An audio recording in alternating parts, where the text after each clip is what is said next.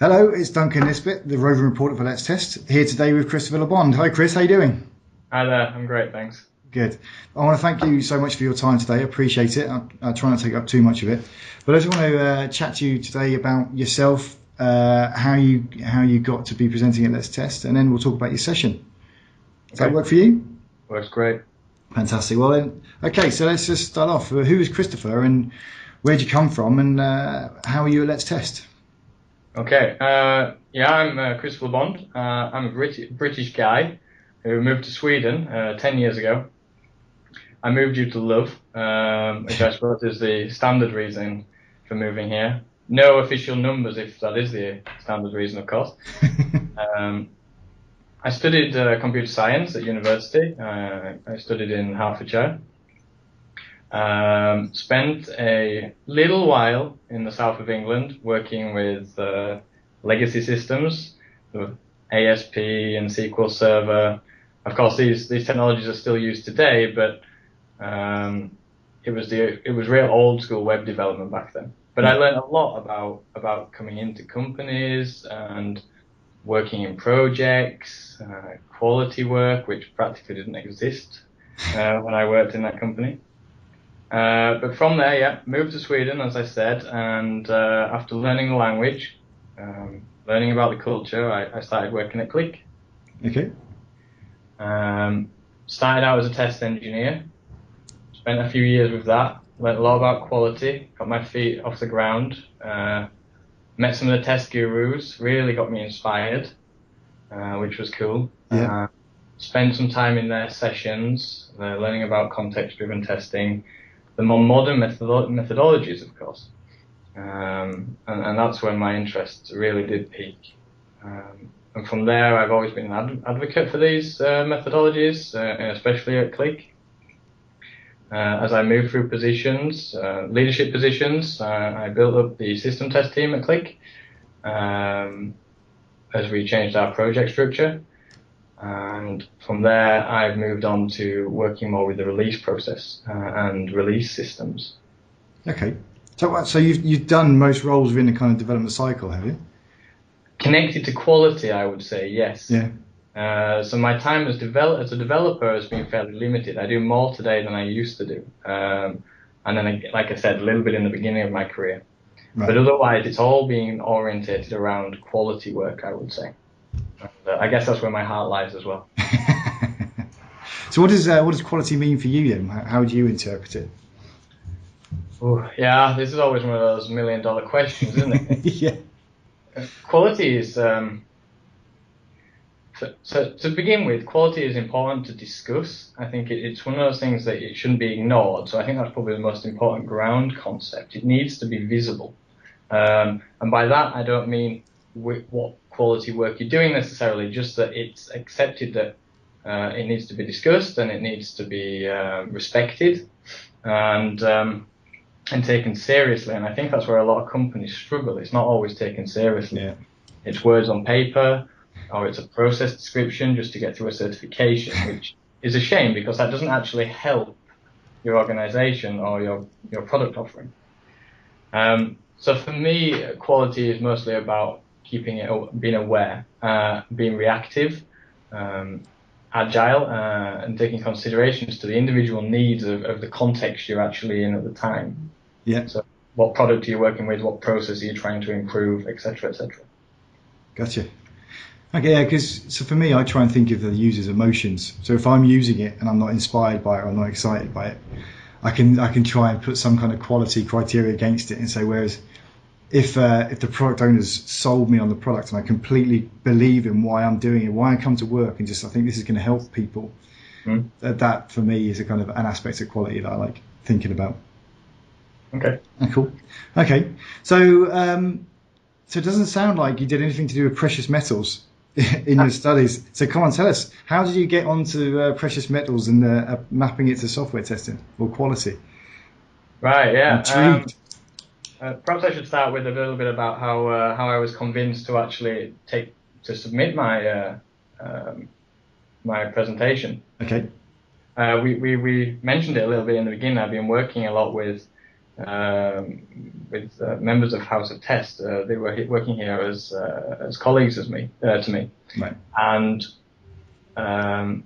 they did a lot of encouragement that Click, particularly backed by me and other colleagues here at Click, were making fairly unique decisions and introducing fairly unique processes, and had a really nice way of encapsulating these processes into understandable packets, so they were easier to communicate, easier to roll out, easy to help go viral within the company.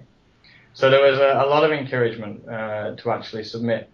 I was fairly reluctant because I'd never done anything like that before. Although I had always been extremely interested in Let's Test conference, just because of the aura that comes with hearing about Let's Test. It just creates this, sort of unique, very focused feelings as a conference goes. For some reason in Sweden, it spreads. Like if you're a tester or you work with quality, that's the place you should be at. Gotcha. Yep. And I think that's a wonderful thing, and the organisers have really built up something special if you can have that feeling that comes with a conference. So I actually left it to the day before to submit my application. I had written it and done the presentation, and then lo and behold, I actually got chosen. Brilliant. Yeah. So back to your question. Sorry, I was just setting the scene a little bit there. No, enjoy it. How did we time precious metals into quality? So basically, and not to give away too much of my presentation, no. In order to set the scene, it's important that people realize that within software or development process, there is a lot of different quality activities. There's a whole load going on all the time, some which are very obvious, standard test activities, some which are not so obvious, and that will be very specific to the project you're working in. Yeah. What's important is there's a lot, and they're not always easy to get a grip on what's actually happening and what status they're at. So that's one aspect. The second is the release. Most projects need some form of release, and again, this varies from the extremely obvious releases out to customers, end users, and the not so obvious releases, delivering to your a team delivering to their master branch, for example, in the source code. Then there's another dimension of releases, and that's the type of release as well. Today, it's very common to do constant releases, cloud deployments, but then you still have the likes of packaging. So releases, again, there's all sorts of different requirements on how and when you release and how that connects to quality activities. And then thirdly, you have your stakeholders and the expectations. And again, here you have a spectrum of possibilities all the way from the individual dev teams who are working with each other, who have expectations on each other, to your product owners, out to your end users again. And in order to be able to work well with these stakeholders and fulfill their expectations, you need to have a grip on your releases and your quality activities, as well as other things, but I'm focusing mainly on those three. And what we were struggling with was understanding this difficult matrix and actually being able to make some sense of it to be able to communicate appropriately and understand ourselves and communicate to the stakeholders what was happening. So that's where the metal concept came in. We started tying the matrix of the quality, activities, releases, and stakeholders to different precious metals. Basically, we labeled them. We gave these fairly abstract activities a very tangible name in a different metal quality.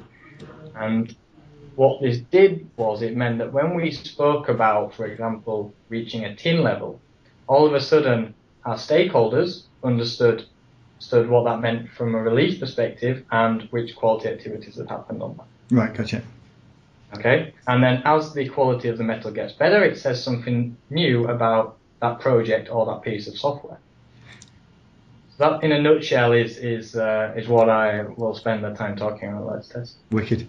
So is it inferred then that any kind of metal that's higher than tin has had the tin level of quality applied to it? Absolutely, that's Gotcha. precisely what happens, yeah. Cool. Yeah, I don't know if it's kind of a completely separate thread of activities, but no, they're all kind of built on top of each other. Precisely. So, Brilliant. you know, if you've hit one level, you've hit the previous levels as well. Yeah.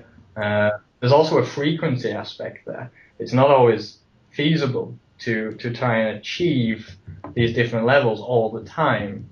It depends a little bit on what you put into each category, of course. But Yeah. for a release to a customer, that might mean that it requires quite a hefty regression activity. So that's something that maybe happens on a much less frequent basis than delivering to your master branch. But they're still different levels. Fascinating. Okay. I've just got my head spinning now about all the different kind of quality activities that we do here and what I could do with it. I'm trying to say it's still a similar metaphor. I mean, it's not an advanced metaphor in any respect, but what it does is it helps the organization really get a grip on where you are, and I think that's the most important takeaway from this presentation, this talk, as well as others, of course. But it's all about getting an understanding and a baseline that you can talk about within your organization. Yeah. And when you get that, you can then let it evolve to what it needs to be. It's a common language, isn't it, for your organisation? Yeah. So yeah, which is much more kind of exciting than this has reached a level 3. It's like you're not going to get as engaged at POs. Precisely, and it's much more valuable than not even knowing what level 3 is, which is where we came from. Right. Okay. So did it take a while for people to understand that tin and like all the different activities that go with each layer of metal? Was there kind of at the beginning, was there some confusion that someone thought that an activity that was done at a higher level wasn't done? So it's like, hang on, you told me this is gold. I thought that in gold we did this activity. Oh no, that's not done until platinum. Did you have any of those kind of conversations about understanding the mappings? We really did. The understanding took a while to get into place. Mostly because regardless of what was communicated, there was still an expectation that certain things would happen at certain levels. Okay. So regardless of the fact that it wasn't explicitly stated, people still thought it was happening. And that, of course, caused interesting discussions. But it's gold. Of course we did a security review. Well, no, we didn't, actually. That's a later stage, just to give an example. Yeah. So those kind of discussions were interesting because that helped us align our expectations as well. Right, okay. But to be perfectly honest, the most discussions came from following on from that. What should be represented in each level? Of course, yeah. What can we do? Because, of course, the more we put into a level, the longer the feedback loop becomes. Yeah. And that can be negative in itself, of course. So understanding that balance between them was probably the most important aspect of it. Fantastic. And then was there at any point where someone stood up and said, I give up on these metals, I don't want to play this game anymore? And how did you handle that conversation? We did have some level of resistance. I think that the biggest problem was that people felt it was almost a little bit childish sometimes. Okay. Which was kind of the point of it as well, because the more simple you can make something, and childish and simple don't necessarily need to have a one-to-one relationship, but in this situation, it was seen as that way at times. Right. And because of that, people were almost instinctively against the concept. It felt like it was too simple. Okay.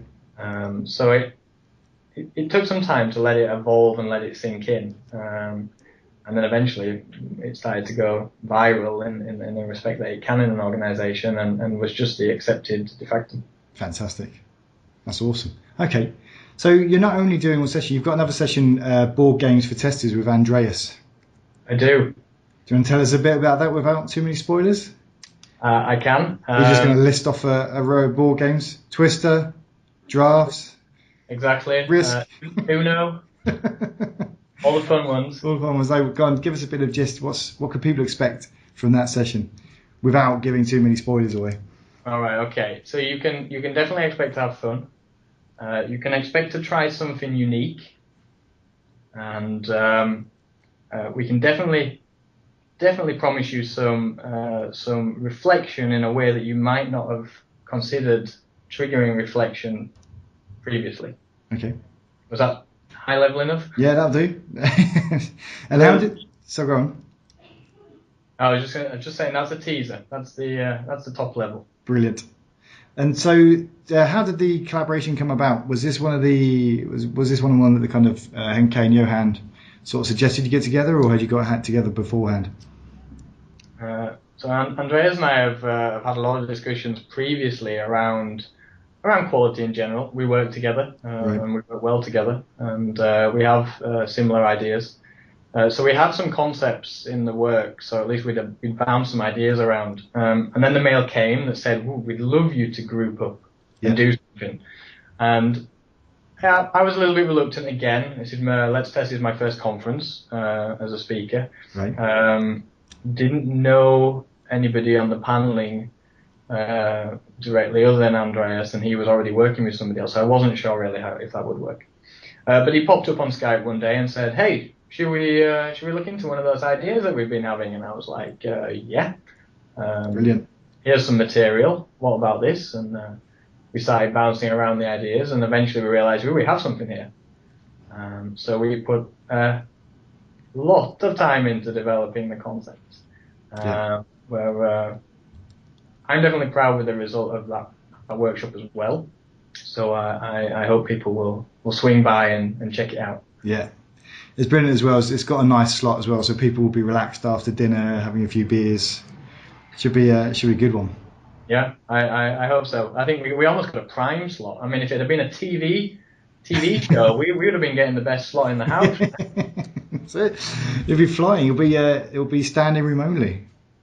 Oh, absolutely. Brilliant, fantastic. Okay, so have you got any expectations about Let's Test? What have you heard? Or are you trying to keep it under wraps so you don't spoil the excitement? I do have some expectations. I've heard that it's extremely open and extremely collaborative. Two things I like a lot. Cool. So I'm your classic introvert. I'm very, very comfortable around people I know. But as I move out of that comfort zone, it becomes more difficult for me. And what I've understood around Let's Test is that even for a personality type that I have, it will be very easy for me to mingle, interact, and discuss ideas and concepts, because we have this common groundwork. Everybody's there from some form of quality background, and the culture that then that follows with Let's Test as a conference, and the atmosphere which I've heard is created by the organisers, means that you just get this perfect bed for collaboration. So this is what I'm hoping for. This is going to be my dream scenario. Sounds like you hit the nail on the head. There's also lots of it's not just one big space. There's lots of other kind of areas you can just go off to, and just 3 or 4 of you just go and hang out and just talk about something. That's what I quite like about it. Is if you'll be in the main room, and then just people will start kind of gathering, and you go, should we break out? Let's go and take it somewhere else. And before you know it, it's 2 o'clock in the morning. Joys. Fantastic. All right. So is there anything else you want to bring to the table, Chris, before we round it up? No, I think I got to talk about a lot of things, actually. Yeah. Yeah. Hopefully I didn't give too much away, but hopefully I have raised interest for both sessions. I'd love to see as many people there as possible, of course. Yeah. I'm intrigued. I love the idea of mapping kind of numbers to something tangible like you've done. So I'm intrigued to see how it plays out. Good. Then I'll expect to see you there. Yeah, I'll try my darndest. I'll see what I'm facilitating. Yep. Cool. All right. Thanks so much for your time, Chris. I'm going to leave you in peace. Thank you very much for taking the time to talk to me. No, it's all my pleasure. Seriously. Okay. Thanks, Chris. I'll see you there. Okay. Bye. Cheers, mate. Bye-bye.